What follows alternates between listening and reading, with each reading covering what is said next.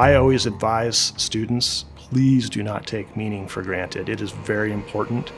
Yeah, meaning is absolutely critical for setting you up for success in the rest of the investment process. I think most people, including myself, when I started my investment journey, took meaning for granted. And my initial assessment was, oh, meaning, it just, you have some connection to it, and it's really not that important. It was just a way for you to find companies, which is true. It is a way for you to find companies. But once you practice it, what you realize is that meaning, that ability to understand the company, actually plays a huge role in your ability to analyze moat management and margin of safety, and in particular margin of safety, because if you really don't understand the business, it's very, very difficult to actually put a value on a business.